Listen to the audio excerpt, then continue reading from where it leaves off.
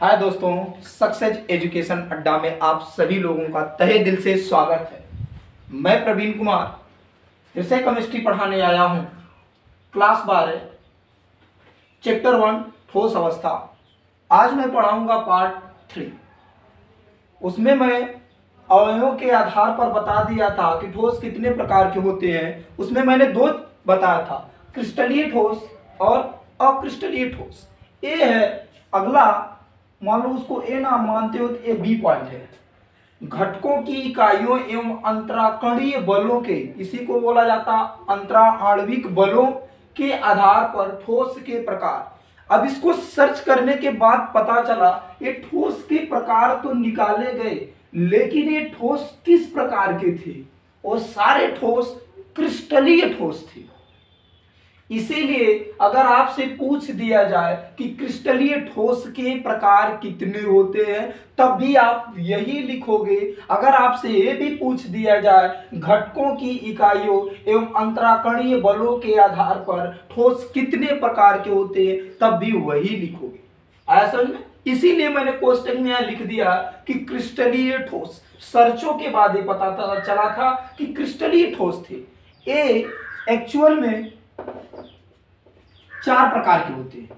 Number 1 पढ़ोगे आप, आणविक ठोस। पढ़ोगे आणविक ठोस। नंबर 2 आएगा, आप लोग लिखते जाना। नंबर 2 आएगा आयनिक ठोस।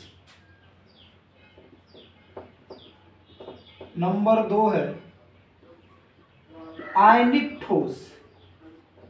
नंबर 3 सहसंयोजक या नेटवर्क ठोस।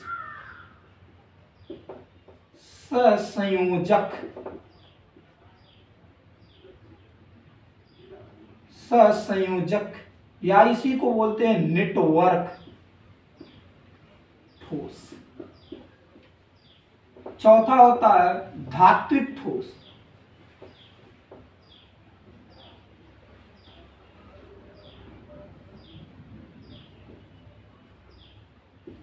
अगर आपसे पूछ दिया जाए कि क्रिस्टलीय ठोस कितने प्रकार के होते हैं, तब भी आप बताओगे कि ये 4 प्रकार के होते हैं। नंबर 1 आणविक ठोस, नंबर 2 आयनिक ठोस, नंबर 3 सहसंयोजक या नेटवर्क ठोस, नंबर 4 धात्विक ठोस। ये 4 प्रकार के होते हैं। अब इन चारों के बारे में हम एक एक करके पढ़ेंगे, सब के बारे में पूरा डिटेल पढ़ेंगे। आप लोग घबराइएगा मत, मैं किसी को नहीं छोड़ूंगा, पूरा डिटेल में एक एक करके मैं पढ़ाऊंगा। तो आप लोग स्क्रीनशॉट ले लीजिए या इसको लिख लीजिए। अब मैं नंबर 1 डालता हूं, आणविक ठोस क्या होता है। पूरा ध्यान से फोकस इस पर होना चाहिए, तुरंत समझ में आएगा। तो मैं मिटाता हूं। तो नंबर 1 आ गया, आणविक ठोस क्या होती है। आणविक ठोस क्या होते हैं, इसमें मेन चीज मैं समझाता हूं।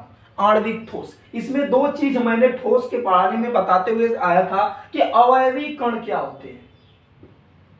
अवयवी कण परिभाषा आप लोग बनाओगे, मैं नहीं, मैं सिर्फ बताऊंगा, परिभाषा आप बताओगे। अवयवी कण, अब इसमें हमने कहा था अवयवी कण है, तो दोस्तों इनके बीच में आकर्षण बल लगेगा।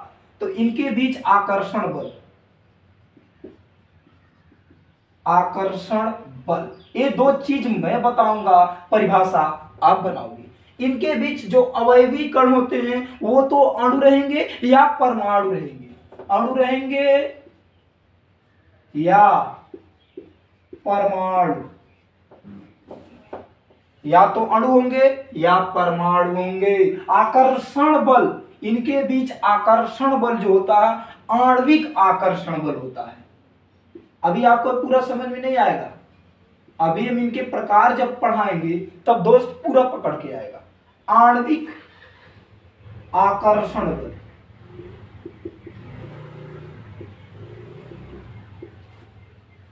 क्योंकि इसमें लिखा गया है आणविक बलों के आधार पर, अंतरा आणविक बलों के आधार पर ही बांटा गया है। तो ठीक है, आणविक ठोस क्या होता है? आणविक ठोस में जो अवयवी कण होते हैं या तो वो अणु रहेंगे या परमाणु रहेंगे, दोनों में से एक होंगे। ठीक है। आकर्षण बल आणविक होगा, आणविक आकर्षण बल, कभी कभी ये दोनों भी दिखते हैं। अभी मैं दिखाऊंगा एग्जाम्पल जब बताऊंगा। परिभाषा बनाओ कि वे क्रिस्टलीय ठोस, कहीं कहीं दे देता है कि वे क्रिस्टलीय ठोस जिनके अवयवी कण अणु या परमाणु हों। परिभाषा बनाओगे, वे क्रिस्टलीय ठोस, कैसा ठोस? क्रिस्टलीय ठोस। वे क्रिस्टलीय ठोस जिनके अवयवी कण क्या हो? जिनके अवयवी कण अणु या परमाणु हों। क्या हो? अणु या परमाणु हों और उनके बीच लगने वाले आकर्षण बल आणविक आकर्षण बल हो, और उनके बीच लगने वाला आकर्षण बल आणविक आकर्षण बल हो, तो उस ठोस को आणविक ठोस कहते हैं। तो उस ठोस को आणविक ठोस कहते हैं। या तो कभी कभी क्रिस्टल को हटा देता, सीधे कर देता है कि वे ठोस जिनके अवयवी कण अणु या परमाणु हों और उनके बीच आणविक आकर्षण बल कार्य करता है, तो ऐसे ठोसों को आणविक ठोस कहते हैं। ध्यान से समझना। आणविक ठोस की परिभाषा आप लोग लिख लो, मैं बोल रहा हूं कि वे ठोस जिनके अवयवी कण, वे ठोस जिनके अवयवी कण अणु या परमाणु हों और उनके बीच आणविक आकर्षण बल कार्य करते हों, तो उस ठोस को आणविक ठोस कहते हैं। तो उस ठोस को आणविक ठोस कहते हैं। आया समझ में? ठीक। अब आणविक जो हमने लिखा आणविक आकर्षण बल, इसके आधार पर अब हम आणविक ठोसों को भी प्रकार है। अब आणविक ठोस 3 प्रकार के होते हैं। आणविक ठोस जो होते हैं वो 3 प्रकार के होते हैं। नंबर 1 आता है अध्रुवीय। नंबर 1 होता है अध्रुवीय, अध्रुवीय आणविक ठोस, अध्रुवीय आणविक ठोस। नंबर 2 होता है ध्रुवीय आणविक ठोस, ध्रुवीय आणविक ठोस।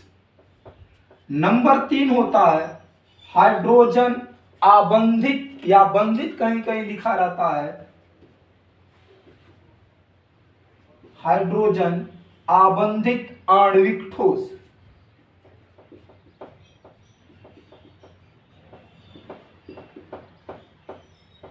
हो गया। इसके 3 प्रकार के होते हैं। हमने आणविक ठोस 3 प्रकार के होते हैं, अध्रुवीय आणविक ठोस, ध्रुवीय आणविक ठोस, हाइड्रोजन आबंधित आणविक ठोस। इसको कहीं कहीं बंधित भी लिखा रहता था। हमने बता चुका हूं कि आबंधित या बंधित दोनों एक ही चीज होते हैं।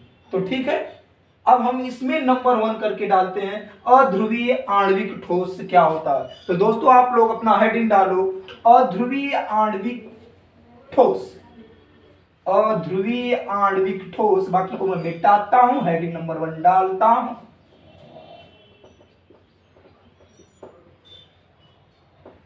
अध्रुवीय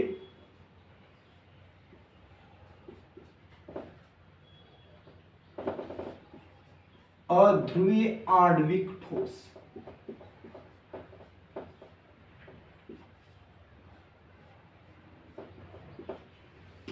नॉन पोलर मॉलिक्यूलर सॉलिड। अब इसको हम समझाते हैं अध्रुवीय। क्लास 11 में आप लोगों ने ध्रुवीय सहसंयोजी बंध और अध्रुवीय सहसंयोजी बंध आप लोगों ने पढ़ा होगा।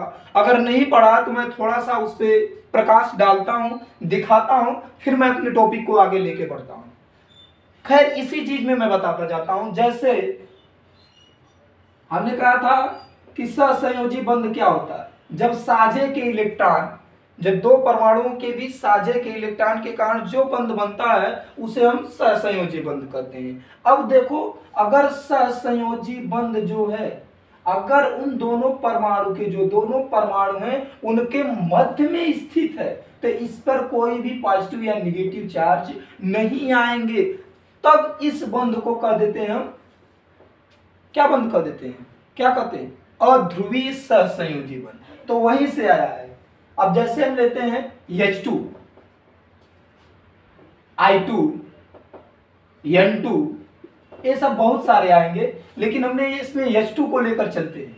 ठीक है, अभी मैं इसका एग्जांपल भी बताऊंगा। H2, मैंने H2 को बताया, हाइड्रोजन के बाह्य कोश में 1 इलेक्ट्रॉन होते हैं, ये भी हाइड्रोजन के बाह्य कोश में कितने इलेक्ट्रॉन होते हैं? 1 इलेक्ट्रॉन होते हैं। अब इसकी जो विद्युत ऋणात्मकता इस हाइड्रोजन की होगी, वह भी विद्युत ऋणात्मकता इस हाइड्रोजन की होगी। तो इनके जब इनका विद्युत ऋणात्मकता का मान बराबर है, तो इनके बीच जो इलेक्ट्रॉन हैं, ये साझे वाले इलेक्ट्रॉन हैं, ये किसी भी परमाणु द्वारा आकर्षित नहीं किए जाएंगे, अर्थात ये दोनों बीच में ही रहेंगे। अगर एक इधर तो एक इधर, ठीक है, ये किसी द्वारा आकर्षित नहीं किए जाएंगे। ठीक है, अब ऐसे इधर भी होगा। इस कंडीशन में इस हाइड्रोजन और इस हाइड्रोजन के बीच, किस कंडीशन में? इस कंडीशन में ये हाइड्रोजन और इस हाइड्रोजन के बीच एक बंध बन जाता है। इस बंध में एक आकर्षण बल लगता है। उस आकर्षण, इस बंध को क्या कहते हैं? आप बता सकते हो? इस बंध को क्या कहते हैं? वांडर वाल्स बंध। वांडर वाल्स बंध। कौन सा बल लगता? वांडर वाल्स बल लगता, अगर पूछ दिया जाए। अब देखो, ये क्या है? परमाणु है। ये क्या है? परमाणु। अब ये परमाणु परमाणु है, तो परमाणु परमाणु के बीच में कौन सा लगा? ध्रुवीय सहसंयोजी बंध लगा। तो क्या है? ध्रुवीय सहसंयोजी बंध। ध्रुवीय सहसंयोजी बंध। ठीक है, अब ये दोनों मिल परमाणु मिलके अणु बन गए। ये दोनों परमाणु मिलके क्या बन गए? अणु। तो अणु और अणु के बीच में क्या लगने लगा? वांडर वाल्स बंध। ठीक है, अब इसमें आता अवयवी कण। ठीक है, ध्यान से समझना। इसमें अवयवी कण जो होते हैं, अवयवी कण, वे ध्रुवीय अणु या परमाणु होते हैं। ओहो, ध्यान से समझना। हम पढ़ा क्या रहे हैं? अध्रुवीय आणविक ठोस। तो सबके आगे क्या है? अध्रुवीय। क्या है? अध्रुवीय सहसंयोजी बंध होगा। क्या होगा? अध्रुवीय सहसंयोजी बंध। इन दोनों के बीच लगने वाला बंध क्या होगा? अध्रुवीय सहसंयोजी बंध। ध्यान से देखना, इन दोनों बंध के बीच क्या लगने वाला? अध्रुवीय सहसंयोजी बंध। बाकी ये सही है। अब इनके अवयवी कण क्या होंगे? अध्रुवीय, क्योंकि यह ध्रुवीय है। अध्रुवीय सहसंयोजी, अध्रुवीय अणु या परमाणु। अणु या परमाणु, ध्यान से समझना। इनके अवयवी कण क्या होंगे? अध्रुवीय अणु या परमाणु। इनके परमाणुओं के बीच कौन सा बंध बन रहा है? अध्रुवीय सहसंयोजी बंध बन रहा है। और इनके अणुओं के बीच कौन सा आकर्षण बल लग रहा है? वांडर वाल्स बल लग रहा है या वांडर वाल्स बंध बन रहे हैं। तो परिभाषा कैसे मैंने बताया था? हमने कहा अवयवी कण ले लो और उनके बीच बंध वाला ले लो, परिभाषा आप बना दो। तो क्या है?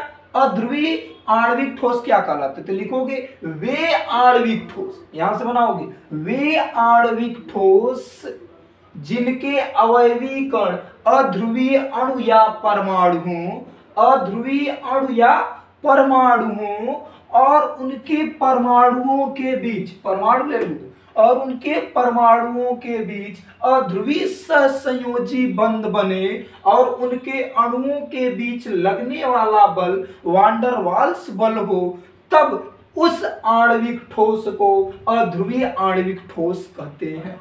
हमने परिभाषा देखो रटाने की कोशिश नहीं की, बनाने की कोशिश। हमने कहा अवयवी कण ले लो। अवयवी कण क्या होना चाहिए? अध्रुवीय अणु या परमाणु होने चाहिए। अध्रुवीय अणु या परमाणु होने चाहिए। हमने कहा ये दोनों हाइड्रोजन हाइड्रोजन है, इनके बीच में कौन सा बंध बना? अध्रुवीय सहसंयोजी बंध बना। इधर भी बने, तब ये दोनों अणु, ये भी क्या मिल गए? दोनों परमाणु मिलके अणु बने। ये भी क्या बने? परमाणु बन के अणु बने। तब इनके और इनके अणुओं के बीच एक बंध बना। उस बंध के कारण एक बल लगा, उस बल को वांडर वाल्स बल कहते हैं। और बंध का नाम पूछा जाए तो वांडर वाल्स बंध कहते हैं। तब हमने परिभाषा बनाया कि वे आणविक ठोस, कोई भी हो, वे आणविक ठोस जिनके अवयवी कण कैसे हों, अध्रुवीय अणु या परमाणु हों और उनके परमाणुओं के बीच, ये परमाणु है, और उनके परमाणुओं के बीच अध्रुवीय सहसंयोजी बंध बने, उनके परमाणुओं के बीच अध्रुवीय सहसंयोजी बंध बने और उनके अणुओं के बीच लगने वाले आकर्षण बल का मान वान डर वाल्स बल हो, तब उस आणविक ठोस को अध्रुवीय आणविक ठोस कहते हैं। तब उस आणविक ठोस को अध्रुवीय आणविक ठोस कहते हैं। आया समझ में? अध्रुवीय आणविक ठोस किसे कहते हैं, ध्यान से समझना, क्योंकि मोस्ट इंपॉर्टेंट चीज है। ठीक है, हमने कहा कि हाइड्रोजन हाइड्रोजन ले लिया क्योंकि हमने अध्रुवीय सहसंयोजी बंध बनाया था। मैंने नोट पॉइंट में एक चीज बताया था, जब मैंने आपको 11th में बताया था कि हाइड्रोजन मतलब समान प्रकार के परमाणुओं के बीच में अधिकतर अध्रुवीय सहसंयोजी बंध बनते हैं। ठीक है, तो देखो हाइड्रोजन हाइड्रोजन दोनों समान है, दोनों समान परमाणु हैं। ठीक है, ये भी दोनों समान परमाणु हैं, तो दोनों समान परमाणुओं के बीच में कौन सा बंध बना, अध्रुवीय सहसंयोजी। दोनों समान परमाणुओं के बीच में कौन सा बंध बना, अध्रुवीय सहसंयोजी बंध बना। जब ये दोनों परमाणु मिले तो क्या बन गए, अणु बन गए। दोनों परमाणु मिले तो क्या बन गए, अणु बन गए। अब इन अणुओं के बीच में कौन सा बल लगा, हमने कहा वान डर वाल्स बल। ये वान डर वाल्स बल बहुत वीक होता है, बहुत ही कमजोर होता है। तब हमने परिभाषा बनाया कि अध्रुवीय आणविक ठोस क्या होते हैं। देखो परिभाषा कहीं लिखा नहीं गया, फिर भी हम कोशिश कर रहे हैं कि आपको तुरंत आ जाए।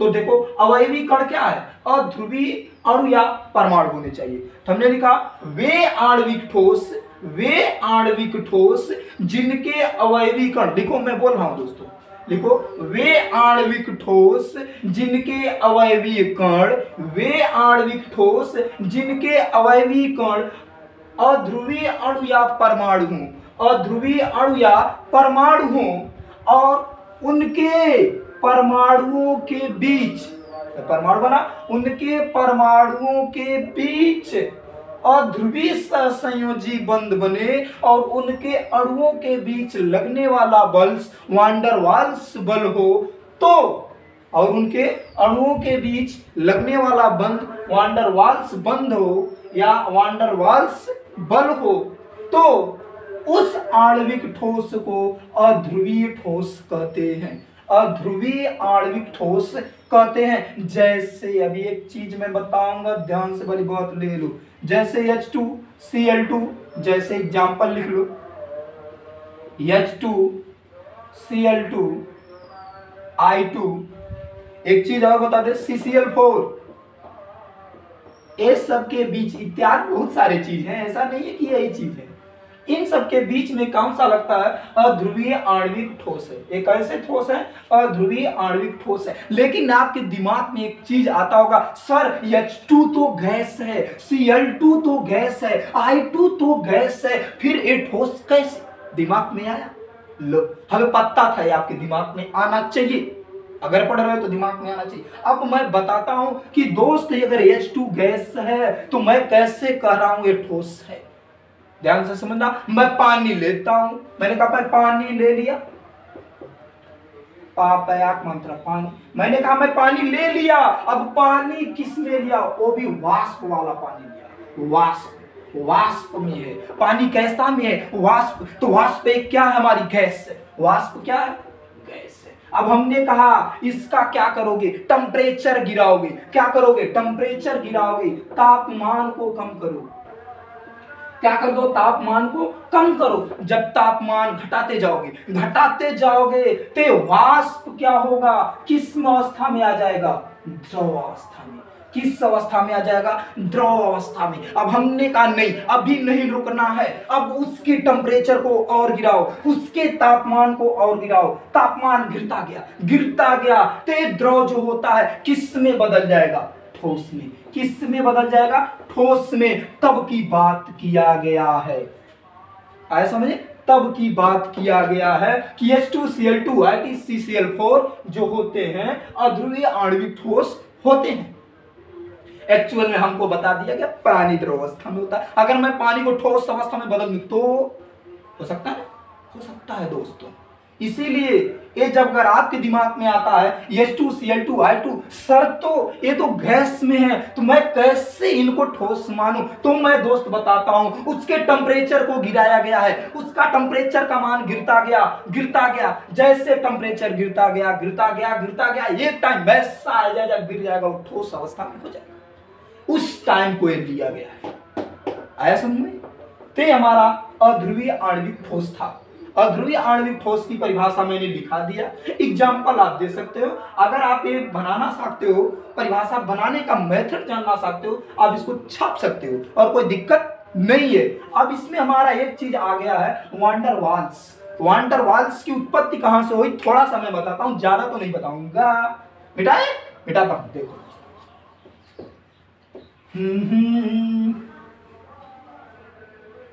तो वान डर वाल्स बंद,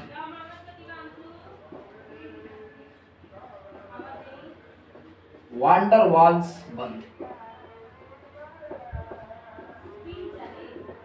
ध्यान से समझिए वान डर वाल्स बंद क्या होता है। ये वान डर वाल्स बंद था, एक वैज्ञानिक थे जिनका नाम था जोहानन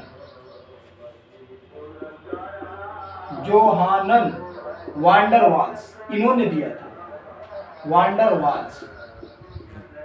ठीक है, अब एक चीज और बताएंगे हम, परिभाषा में जैसे लिखा वान डर वाल्स बल, वान डर वाल्स बल के जगह पे एक बल और आ सकता है। परिभाषा बनाते समय में आपके परिभाषा में अगर वो दे दिया जाए, इसको बोलते हैं लंदन बल। एक बल और आ जाए, उसका नाम होता परिक्षेपण बल। इस तीनों में से कोई भी आ जाए तो आप परिभाषा बना सकते हो। जैसे मैं एक बार इसको लेकर बना देता हूं, अध्रुवीय आणविक ठोस क्या होता है। हमने बोला था वे आणविक ठोस जिनके अवयवीकरण अणु, अध्रुवीय अणु या परमाणुओं और उनके परमाणु अणुओं के बीच लगने वाले आकर्षण बल का लंदन बल हो और परिक्षेपण बल हो, लंदन बल हो या परिक्षेपण बल हो, तो उसको कहते हैं अध्रुवीय आणविक ठोस कहते हैं। मतलब जहां वान डर वाल्स बल था उसके जगह पर लंदन बल भी आ सकता है, परिक्षेपण बल भी आ सकता है। अब मेन चीज मैं थोड़ा डीपली जाता हूं कि वान डर वाल्स बल को ही लंदन बल कहते हैं।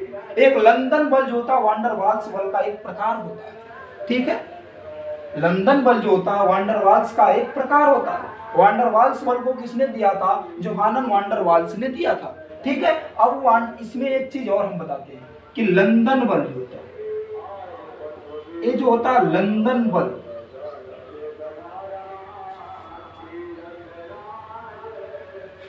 लंदन बल अनुक्रमानुपाती होता है। लंदन फोर्स अनुक्रमानुपाती होता है 1/r⁶। या कह सकते हो कि लंदन बल व्युत्क्रमानुपाती होता है r⁶ है। अब r समझ में नहीं आया होगा कि r है क्या। r मैंने बताया दोस्त त्रिज्या है, उस परमाणु की क्या है, त्रिज्या है। अगर त्रिज्या का मान ज्यादा होगा, बहुत ज्यादा होगा, 10⁶ गुना होगा, ये क्या है r⁶ गुना होगा, तो लंदन बल का मान दोस्त घटने लगेगा। अगर इससे ज्यादा हुआ तो लंदन बल घटने लगेगा। लंदन बल कहता है ये कितने पर कार्य करता है। लंदन बल का मान जो होता है r का मान कम से कम कितना होना चाहिए, 500 मान लेते हैं, 500 पिकोमीटर होना चाहिए। कितना होना चाहिए, अगर r जो है 500 पिकोमीटर है तो कार्य करेगा, 500 पिकोमीटर है तो कार्य करेगा, लंदन बल कार्य करेगा, 500 पिकोमीटर होना चाहिए। ठीक है, 500 पिकोमीटर होना चाहिए, r का मान कार्य करेगा। अब आता है एक आपके कभी कभी कंपटीशन एग्जाम में पूछ लेता है, तो उसके लिए कहा गया कि लंदन बल जो होता है r⁶ के व्युत्क्रमानुपाती होता है। ठीक है, तो लंदन बल कितने वाली त्रिज्या पर कार्य करता है, अधिकतर जिसकी त्रिज्या होती है 500 पिकोमीटर तक होती है, उस पर एक कार्य करता है। ठीक है, परिक्षेपण त्रिज्या। अब आता है कि लंदन बल उसके आकार के, परमाणु के आकार के अनुक्रमानुपाती होता है। परमाणु के आकार के अनुक्रमान, परमाणु का आकार जितना बड़ा होगा लंदन बल उतना ज्यादा होगा। ऐसे नहीं। अब एक चीज दोस्तों आती है कि ये जो होता है, ध्यान से समझना, गलनांक। अब इसका गलनांक क्या होता है, मिटाते हैं दोस्तों, इसका गलनांक क्या होता है। तो मैंने समझ लिया कि आपने वांडर वाल्स बल भी समझ लिया। खैर वांडर वाल्स बल को आगे मैं और डीपली बताऊंगा, अभी तो ये छोटा सा टेलर है इसका वांडर वाल्स बल का, आया समझ में। अब इसका होता है जो गलनांक, इसका गलनांक अध्रुवीय आणविक ठोस का गलनांक जो होता है दोस्तों कम होता है। क्या होता है इसका गलनांक, कम होता है। आगे समझ में। तो मैंने बता दिया कि अध्रुवीय आणविक ठोस का गलनांक क्या होता है, कम होता है। तो हमारा अध्रुवीय आणविक ठोस खत्म हो गया। अब नंबर 2 आता है। अब मैंने तो इसको मिटा दूं तो क्या हो जाएगा, ध्रुवीय आणविक ठोस। ध्रुवीय आणविक ठोस नंबर 2 डालना। ध्रुवीय आणविक ठोस क्या होता है। अब मैं बताता हूं ध्रुवीय आणविक ठोस क्या होता है, ठीक, ध्यान से समझने वाली बात होता है। मैंने कहा HCl ले लिया, मैंने कहा HCl ले लिया दोस्तों, क्या ले लिया, HCl लिया, ठीक है। ध्यान से समझना, जब मैंने HCl लिया तो हाइड्रोजन के बायकोस में 1 इलेक्ट्रॉन, मैंने कहा होता है, क्लोरीन के बायकोस में 7 होते हैं, क्योंकि 2 8 7 होता है, तो 7 बना दो, 2 2 4 2 6 1 7। मैंने कहा एक एक का साझा किया था, तो इस साझे के जो इलेक्ट्रॉन थे हमारे, एक क्लोरीन की ओर हो गए, एक क्लोरीन अपनी ओर खींच लिया। जिसके क्यों खींच लिया, क्योंकि इसकी विद्युत ऋणात्मकता का मान क्या था, इससे ज्यादा था। अब हमने कहा विद्युत ऋणात्मकता दोस्तों क्या होता है, मैं एक बार बता देता हूं। विद्युत ऋणात्मकता क्या होती है कि सहसंयोजी बंध से जुड़े हुए या साझे के इलेक्ट्रॉनों को अपनी ओर आकर्षित करना, किसी एक परमाणु द्वारा साझे के इलेक्ट्रॉनों को अपनी ओर आकर्षित करने की क्षमता विद्युत ऋणात्मकता कहलाती है, ठीक है। विद्युत ऋणात्मकता समझ में, साझे के इलेक्ट्रॉनों को अपनी ओर आकर्षित करने की क्षमता ही विद्युत ऋणात्मकता कहलाती है। तो जब हिंचा, जब कोई चीज लोगे, आपने पैसा लिया तो कर्ज बढ़ा, इस पे आंशिक रूप से ऋणावेश और दूसरे पर आंशिक रूप से धनावेश आ जाता, तब इनके बीच लगने वाला बल को ध्रुवीय सहसंयोजी बंध करते हैं। तो वहां से आया ध्रुवीय आणविक ठोस। अब मैं बताता हूं, ठीक है, यहां तक समझ में आया। अब देखो ऐसे भी होगा, यहां भी HCl होगा, ठीक। अब इस Cl माइनस और इस पर क्या है, पॉजिटिव, तो ये ध्रुवों के कारण इस पर एक बल लग रहा है। इन ए भी ध्रुव और ए भी ध्रुव, इन दोनों ध्रुवों के कारण इस पर बल लग रहा है। तो ध्रुवों के कारण तो क्या हो जाता है, ध्रुवों, द्विध्रुव इसको कर दो, या ऐसे वो द्विध्रुव, क्योंकि ये द्विध्रुव आकर्षण बल लग रहा है। क्या लग रहा है, द्विध्रुव आकर्षण बल लग रहा है दोस्तों।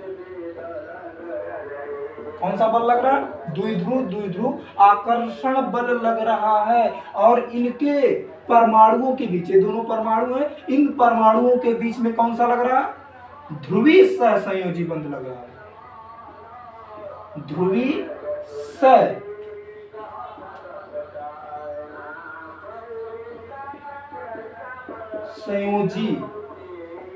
बंध है।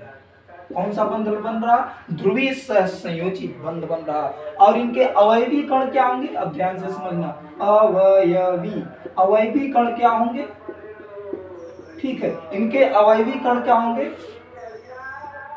वहां अध्रुवीय था तो ध्रुवीय अणु या परमाणु होंगे, ध्रुवीय अणु या परमाणु। तो परिभाषा आप लोग बना सकते हो, सिंपल परिभाषा है, जैसे उसकी बनाए थे। तो इसको थोड़ा सही से लिखना, अच्छा सा लिख देना, ध्रुवीय आणविक ठोस। ये सब मिटा के देखा, आपने उतार लिया होगा, यानी हमारे पास स्पेस कम है ना, इस वजह से। तो ध्रुवीय आणविक ठोस क्या होता है, मैंने इसको समझाया। HCl जो था, जब ए भी संयोग किए थे तो इसमें जो क्लोरीन की विद्युत ऋणात्मकता ज्यादा होने के कारण ए साझे के इलेक्ट्रॉन को अपनी ओर खींच रहा था, जिसके कारण से इस पर डायपोल उपस्थित हो जा रहे थे। अब इसके डायपोल और इसके डायपोल के बीच में एक बंध बन रहा है, तो द्विध्रुव आकर्षण बल कहते हैं। और इन दोनों परमाणुओं के बीच में सहसंयोजी बंध बन रहा है। और इनके अवयवी कण क्या थे? ध्रुवीय अणु या परमाणु थे। उसमें क्या था? अध्रुवी था तो अध्रुवीय अणु या परमाणु थे। ये ध्रुवीय है तो ध्रुवीय अणु या परमाणु है। तो परिभाषा बना लो, वे आणविक ठोस। कौन सा? वे आणविक ठोस। क्या? वे आणविक ठोस, ठीक है, जिनके अवयवी कण ध्रुवीय अणु या परमाणु हों। ठीक है, वे आणविक ठोस जिनके अवयवी कण ध्रुवीय अणु या परमाणु हों और उनके परमाणुओं के बीच ध्रुवीय सहसंयोजी बंध बने और उनके परमाणुओं के बीच ध्रुवीय सहसंयोजी बंध बने और अणुओं के बीच लगने वाले आकर्षण बल द्विध्रुव आकर्षण बल हो, द्विध्रुव आकर्षण बल हो, डाइपोल हो, जिसको कहते हैं द्विध्रुव आकर्षण बल हो, तो उस आणविक ठोस को ही ध्रुवीय आणविक ठोस कहते हैं। तो उस आणविक ठोस को ध्रुवीय आणविक ठोस कहते हैं। एक बार मेरे साथ सभी लोग बोलेंगे, बोलोगे? वे आणविक ठोस जिनके अवयवी कण ध्रुवीय अणु या परमाणु हो और उनके परमाणुओं के बीच ध्रुवीय सहसंयोजी बंध बने और उनके परमाणुओं के बीच ध्रुवीय सहसंयोजी बंध बने और उनके अणुओं के बीच लगने वाला बल द्विध्रुव आकर्षण बल हो और उनके अणुओं के बीच लगने वाला आकर्षण बल द्विध्रुव आकर्षण बल हो, तो उस आणविक ठोस को द्विध्रुव आणविक ठोस कहते हैं। आए समझ? द्विध्रुव आणविक ठोस कहते हैं। ये परिभाषा समझ में आई? देखो दोस्तों, तबीयत सही रहेगी तो बहुत बढ़िया पढ़ाई होगी, इसीलिए अपने तबीयत पर ज्यादा ध्यान देना। वैसे भी कोरोना बहुत फैल गया है, ठीक है? तो ये हमारा परिभाषा हो गया। एग्जाम्पल इसका देख लेते हैं दोस्तों। एग्जाम्पल तो बहुत पुराना है, HCl ले लो, SO2 ले लो, इत्यादि बहुत सारे इसके एग्जाम्पल है। मैंने 2 बता दिया, HCl और SO2 होते, ठीक है? अब इनका गलनांक देखा जाए। अच्छा, पहले इनके बीच जो आकर्षण बल ए लग रहा है, इनमें देखते हैं। अब जो हमारा इसके पहले हमने बताया था, क्या बताया था? द्विध्रुव आकर्षण बल, द्विध्रुव आकर्षण बल। और एक बताया था मैंने वान डर वाल्स बल,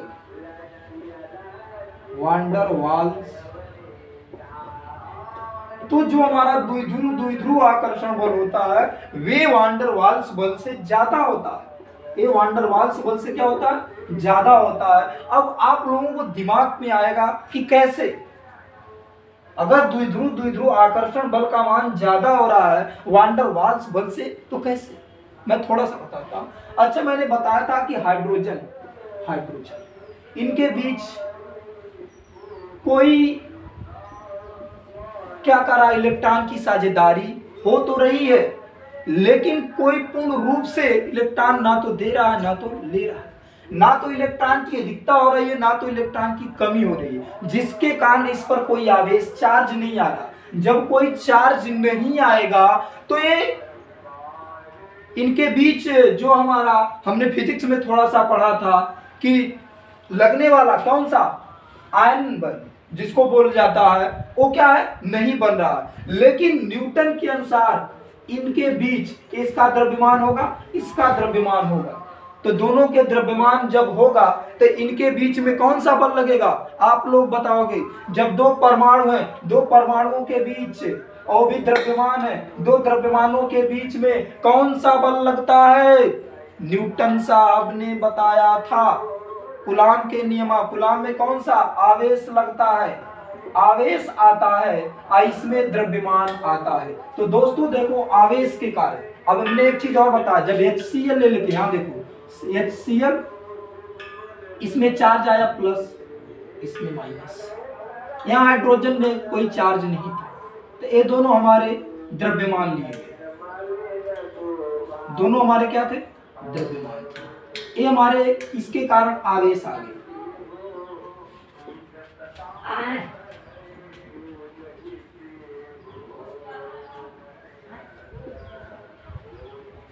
आया, तो दोनों आवेश हुआ, तो इनके कारण बल, अब हमने कहा चार्ज के कारण लगने वाला बल का मान जो होता है वो हमेशा द्रव्यमान के लगने वाले बलों से ज्यादा होता है। ये हमने आपसे पहले सिद्ध करा चुके हैं जब मैं फिजिक्स पढ़ा रहा था। तो इसी के कारण यहाँ क्या होता है, द्विध्रुव आकर्षण बल का मान वान डर वाल्स बल से क्या होता है, ज्यादा होता है।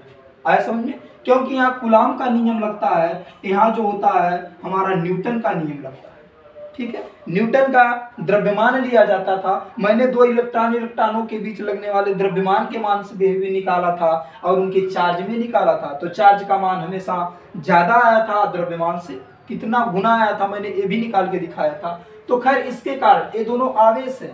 ठीक है, तो आवेश के कारण ये वैद्युत द्विध्रुव उत्पन्न हो रहा है, तो द्विध्रुव का आकर्षण बल का मान वान डर वाल्स बल से क्या होता है, ज्यादा होता है। इसीलिए इसका जो गलनांक होता है, इसीलिए इसका गलनांक जो होता है अध्रुवीय आणविक ठोस से ज्यादा होता है, अध्रुवीय आणविक ठोस से क्या होता है, ज्यादा होता है।